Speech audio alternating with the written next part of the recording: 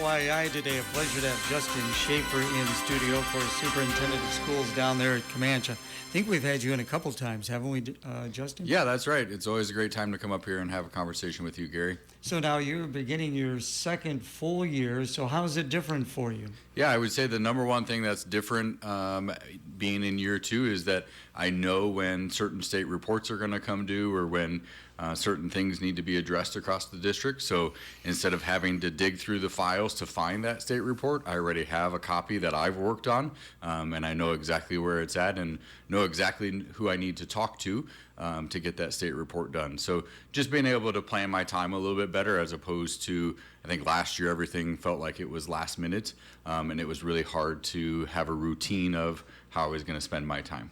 Before we get to your talking points, talk a little bit about your administrative staff down there in Camanche. Yeah, so we've got a great team with us. Amy Dose is our elementary principal.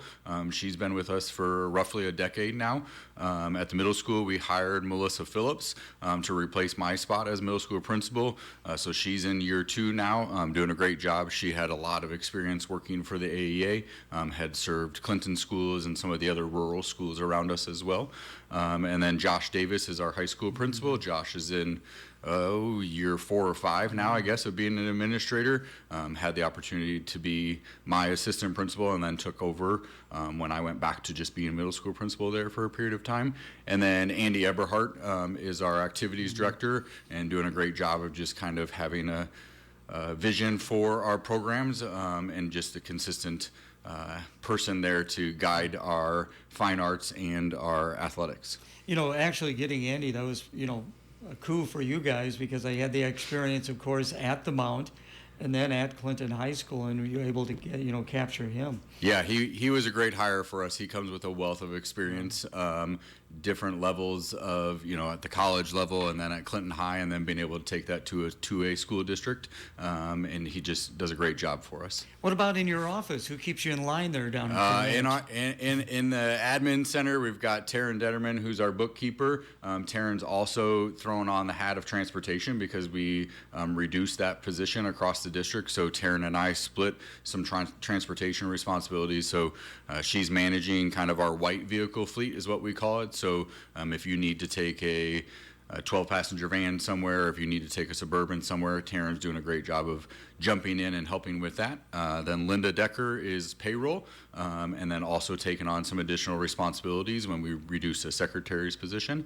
And then Rox is our business director, and kind of oversees all of those things, finance related. And we've got a great team. One of the things that I would give a shout out to everybody in Camanche the staff is we've reduced our budget by $1.2 million, but we are all jumping in and taking additional responsibilities. Before we came on air, you and I were talking about driving bus. I've driven, I think, 6 or 7 times already this school year within the first month. A couple of those have been just jumping in to drive for an activity, which is great because those activities have included my own child, so it's not that big of a deal. But then some of them are just driving routes. So I've driven our red route 3 or 4 times, and the kids are just super excited to see me as that bus driver and high fives left and right. So. A little bit later on, we're going to get about transportation on the program. Again, you're in your second year. Wes Golden in his second year. Alicia Christensen now just beginning as superintendent. Stephanie Mischler, I want to get her on the program out at Central DeWitt in her second year. Before we get into your points, talk about the collaboration, the working together with the superintendents in Clinton County. Yeah, so it's just a great partnership. We meet quite regularly. Probably every other week we're together in some type of meeting, bouncing ideas, communicating via email, just sharing ideas, asking questions about how they organize things. Just this week, there was an email chain going around about how do you organize your custodial staff and maintenance staff. So someone had an opening, and this was a time for them to reflect and to say, is this it's the way that we're currently doing it, the way that other people are doing it. So just that constantly asking each other questions to learn from each other. I think the state has really pushed the model of being efficient, and so looking into sharing opportunities is something that we're constantly doing, and that's one of the things that we implemented as part of our workout plan was that sharing opportunity with Clinton, specific with transportation. So Yeah.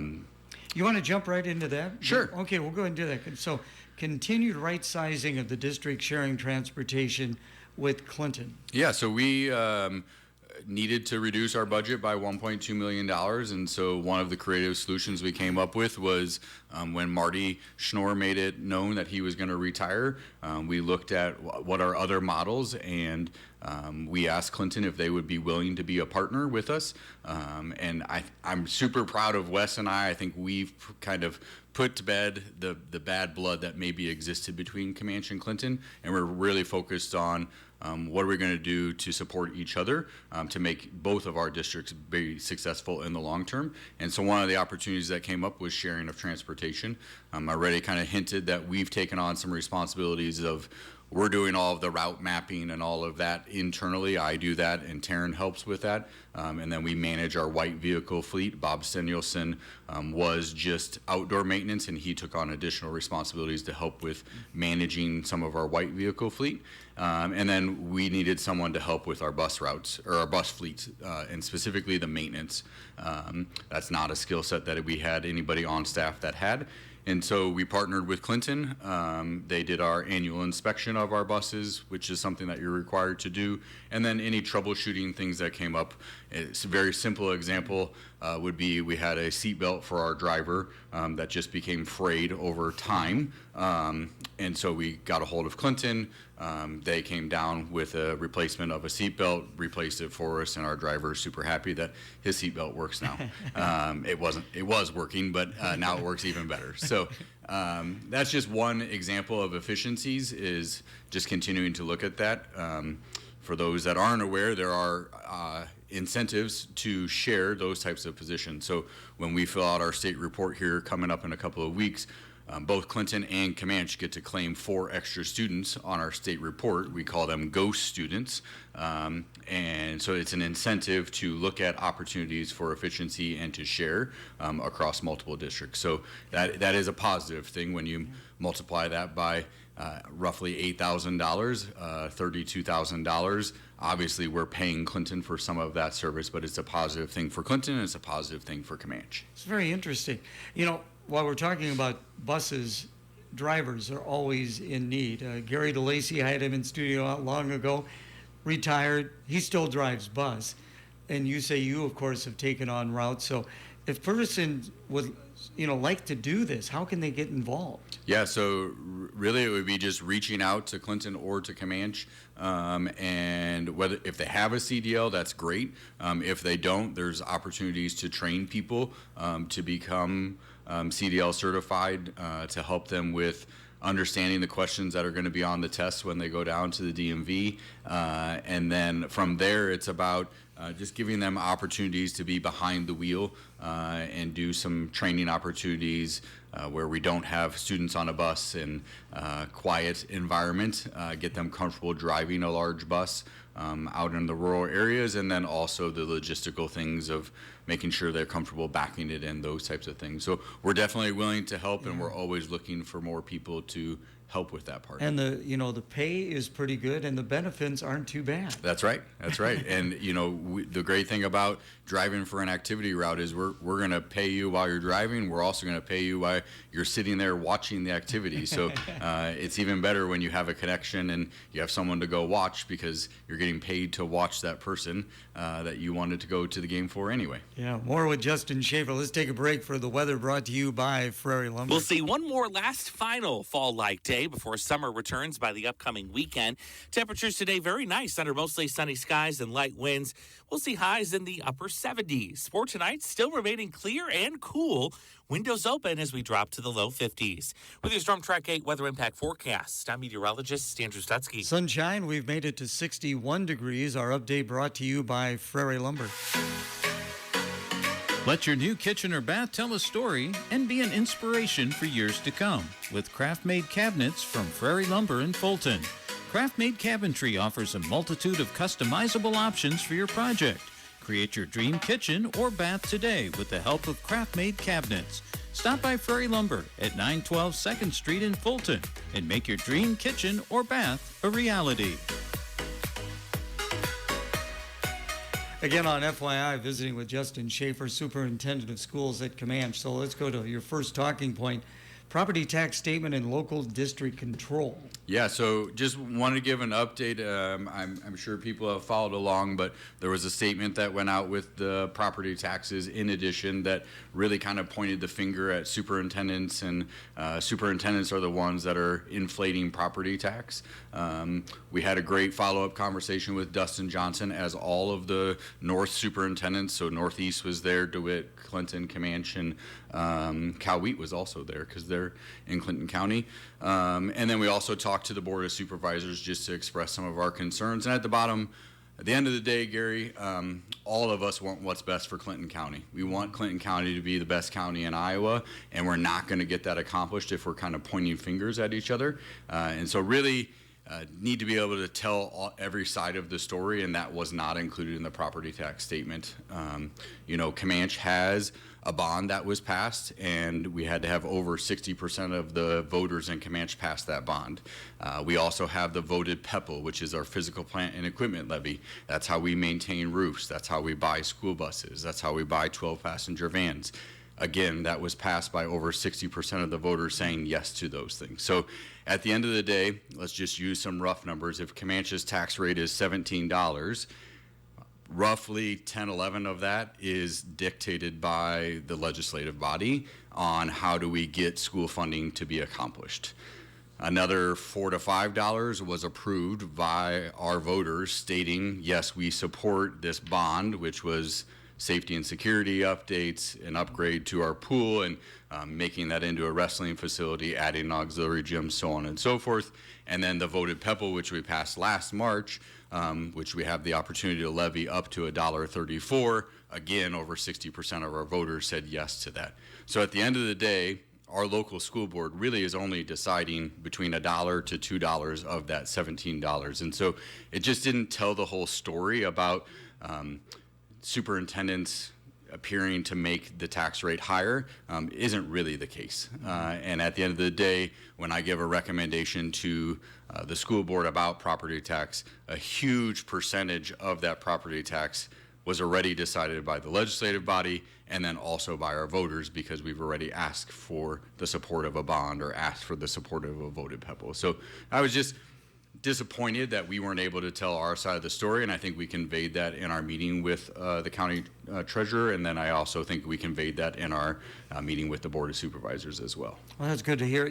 We had Wes Golden in, and he was talking about the PEBL, and we've had different referendums that have passed by a wide margin. You have to have 60%. They were well over that, and it's great to see the communities, because it is so important to have a great school system and good education for our youth. Yeah, and at the end of the day, I've been in Camanche now. This is year 19 for me already, and every single time we've asked for community support, we've gotten it, and I think that's something that's super special about Camanche, is that they believe in their school system, and they have the backing, and they're going to go and they're going to say yes when it comes time to asking for those additional things.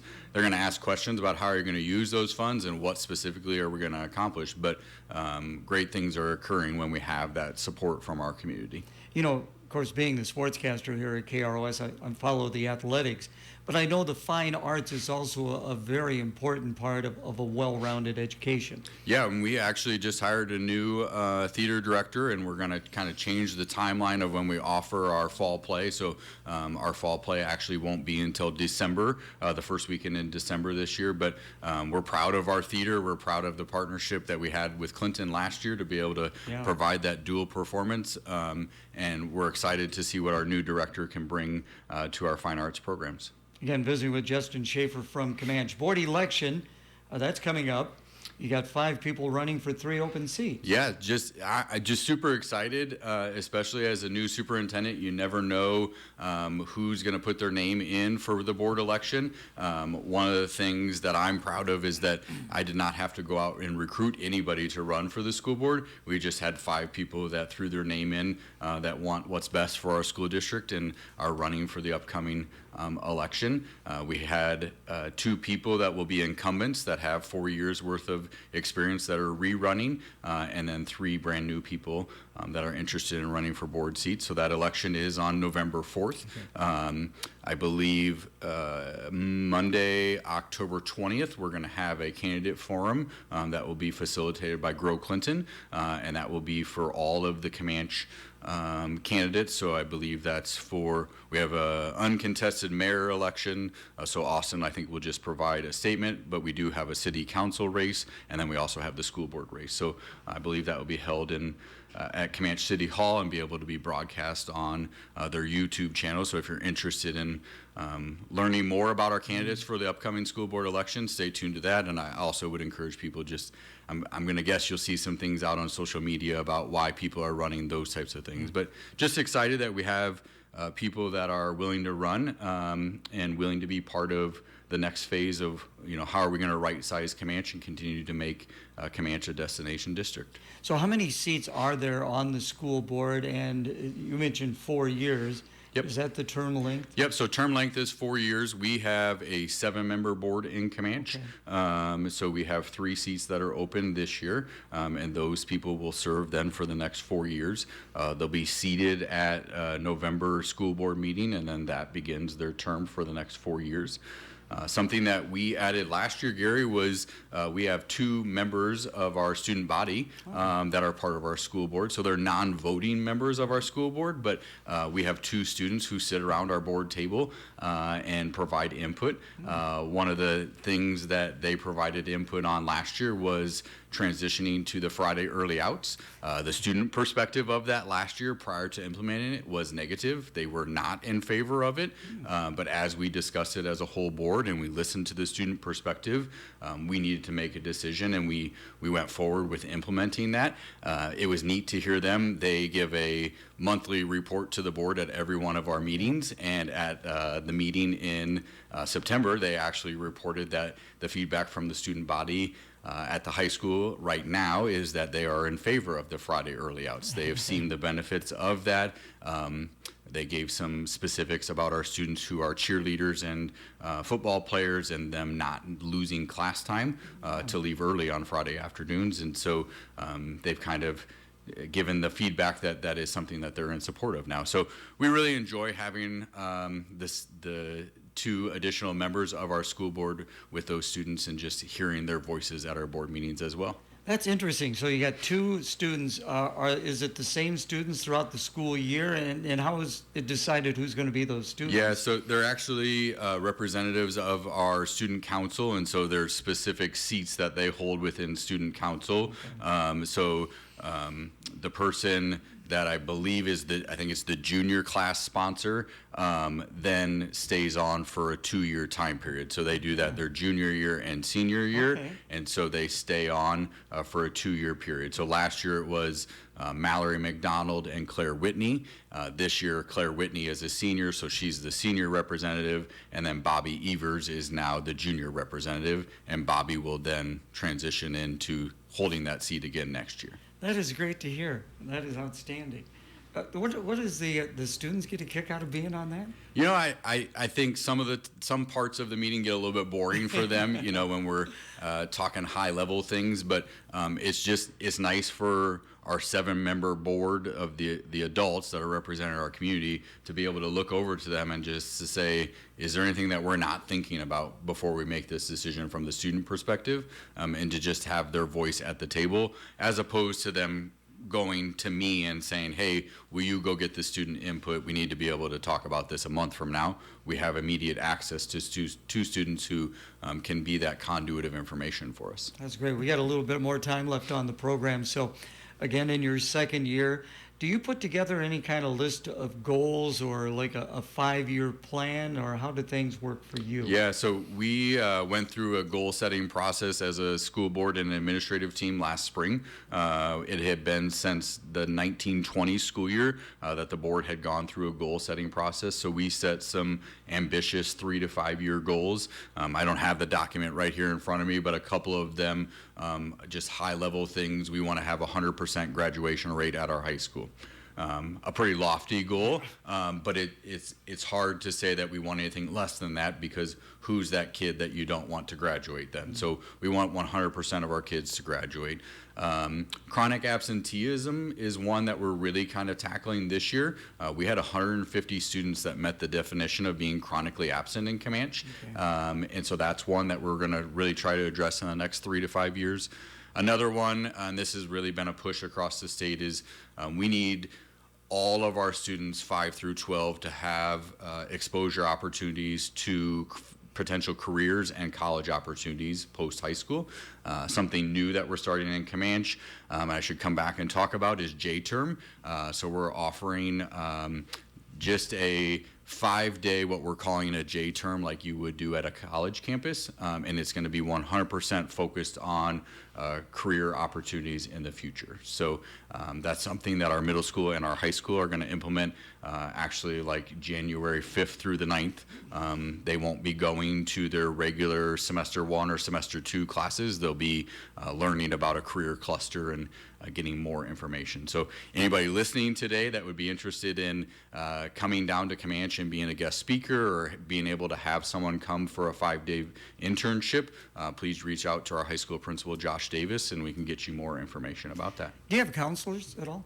We do. We have 3 school counselors, and then this year we also implemented a partnership with Life Connections. So we have a Life Connections therapist who is in district 1 day a week, being able to provide some mental health services to our students as well. Okay, we'll try and get you back in one more time before the end of the school year. When would be a good time to have you back in? Would it be right after the new year or a little bit later on? No, right after the new year sounds like a great opportunity. Okay, very good. People want to find out more about the Camanche schools. How can they best do that, Justin? Best way would be to go look at the district website, or to find us on Facebook. We post a lot on our district Facebook pages. All right. Hey, appreciate it. Thank you so much. Yep. Thanks, Now go Gary. drive a bus somewhere, okay? Have a good day. Appreciate it.